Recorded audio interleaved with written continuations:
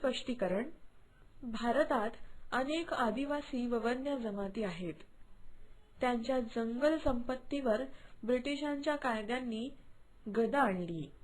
नागपूर येथील कोलम, ओडिशातील गोंड, महाराष्ट्रातील कोळी, भिल्ल, रामोशी, बिहारमध्ये संथाळ इत्यादी अनेक जमातींनी उग्र उठाव केले.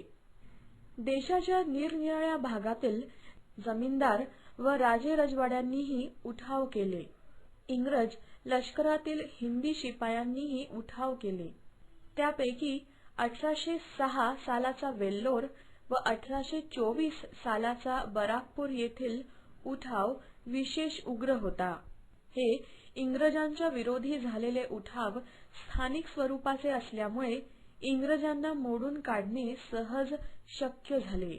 पण त्यामुळे जरी असंतोष दडपला गेला तरी नाहीसा झाला नाही आणि मग या असंतोषाचा भडका 1857 साली उठावाच्या स्वरूपात पेटला.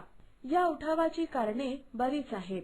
इंग्रजांनी प्रचलित व्यवस्था मोडून नवीन व्यवस्था अंमलात आणली.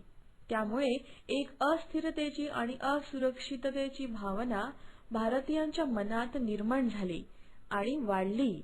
त्याची कारणे अशी: आर्थिक कारणे. महसूल पद्धतीमुळे शेतकऱ्यांची आर्थिक स्थिती खालावली. त्यांच्या व्यापारी धोरणामुळे उद्योगधंद्याचा ऱ्हास झाला.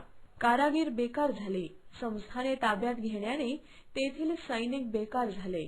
सामाजिक. समाजातील अनेक चालीरीती व रूढी यात हस्तक्षेप केला. उदाहरण सतीबंदीचा कायदा, विधवा विवाह इत्यादी. राजकीय. 1857 पासून अनेक राज्ये नष्ट झाली. 1848 ते 1856 या काळात लॉर्ड डलहौसीने अनेक संस्थाने खालसा केली. गैरकारभार, दत्तकपत्र, वारसा हक्क या कारणांवरून खालसा केली. तनखे रद्द केले. त्यामुळे त्यांच्यातही असंतोष पसरला. हिंदी सैनिकातील असंतोष. इंग्रज अधिकारी हिंदी सैनिकांना तुच्छतेने वागवत, त्यांना पगार कमी देत.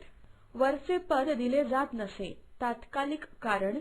इंग्रजांनी 1856 साली लांब पल्ल्याच्या एनफील्ड बंदुका दिल्या.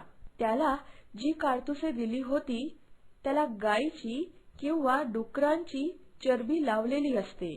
ते आवरण दातांनी तोडावे लागते. हिंदू मुसलमानांच्या धार्मिक भावना दुखावल्या आणि असंतोष पसरला.